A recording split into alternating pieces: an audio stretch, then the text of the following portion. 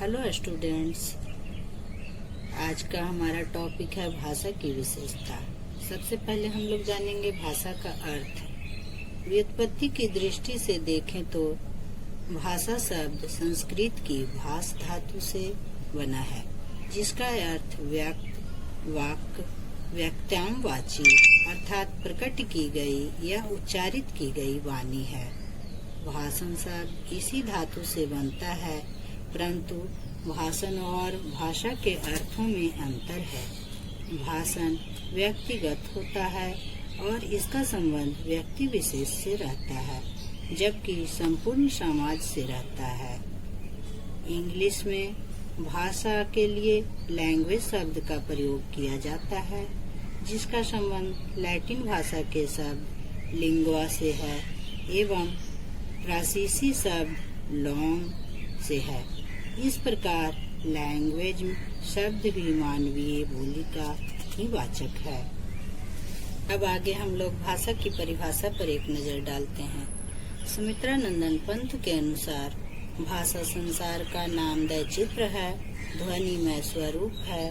यह विश्व की हृदय तंत्री झंकार है, जिसके स्वरूप में अभिव्यक्ति होती है। महर्षि पतंजलि के अनुसार जो वाणी में व्यक्त होती है उसे भाषा कहते हैं। आगे कामता प्रसाद गुरु के अनुसार भाषा वह साधन है जिसके द्वारा मनुष्य अपने विचार दूसरों पर भली भांति प्रकट कर सकता है और इसके विचार स्वयं स्पष्टतया समझ सकता है। आगे भोलानाथ तिवारी के अनुसार भाषा सुनिश्चित प्रयत्न के फलस्वरूप मनुष्य के मुख या वाणी से निःसृत वह सार्थक ध्वनि है जिसका विश्लेषण और अध्ययन किया जाता है। अब आगे डॉक्टर उदय नारायण तिवारी के अनुसार हम लोग देखते हैं।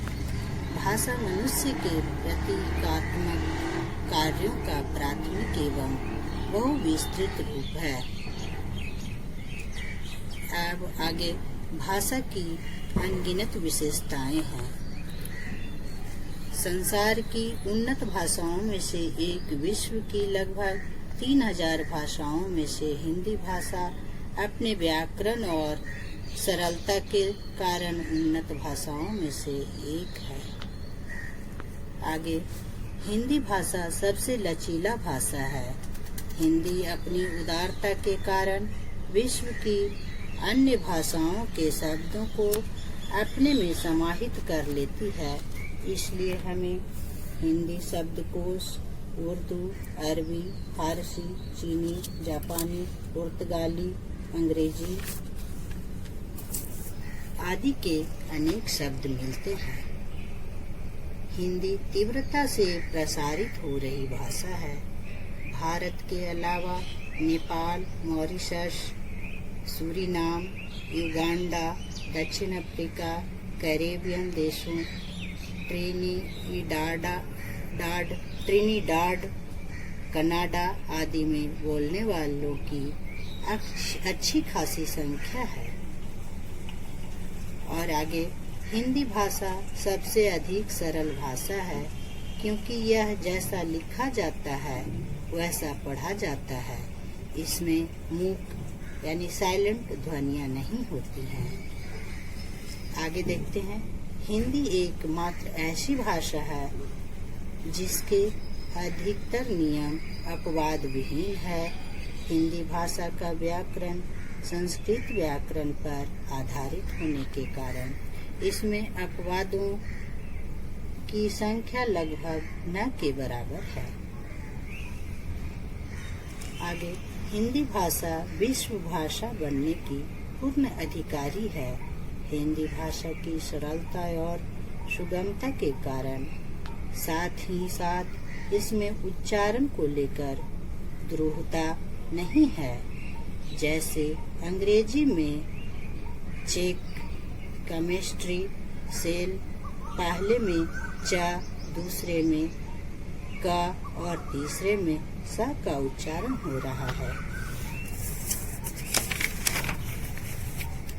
अब आगे देखते हैं। हिंदी का शब्दकोश अत्यधिक विशाल है। अंग्रेजी में केवल अंकल या आंट, मगर हिंदी में रिश्ते नातों के लिए भरपूर शब्द है। आगे, हिंदी बोलने एवं समझने वालों भारत की 65 करोड़ जनता हिंदी लिख, पढ़ और बोल सकती है, जबकि 80 करोड़ जनता समझ सकती है। और अगर वैश्विक स्तर पर बात की जाए तो लगभग 200 करोड़ लोग इस भाषा को समझ सकते हैं।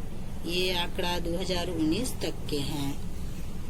भाषा का हस्तांतरण होता है। भाषा परंपरा से प्राप्त होने के साथ साथ अर्जित भी करनी पड़ती है। सीखने से भाषा का अर्जन होता है। आगे, भाषा अनुकरण से सीखी जाती है। बालक माता पिता, भाई बहन, अध्यापकों, पड़ोसियों तथा परिवार के अन्य वरिष्ठ सदस्यों का अनुकरण कर भाषा सीखता है। भाषा एक सतत परिवर्तनशील प्रक्रिया है। भाषा का कोई स्थायी और अंतिम स्वरूप नहीं है। भाषा मनुष्य की वह कला है जिसमें प्रमुख रूप से बोलने, लिखने, पढ़ने और सुनने का कौशल सम्मिलित होता है।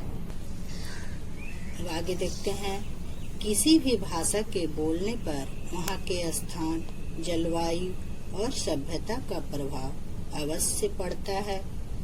शिक्षितों और अशिक्षितों में भाषा में अंतर होती है। आज का टॉपिक हम यहीं समाप्त करते हैं। धन्यवाद।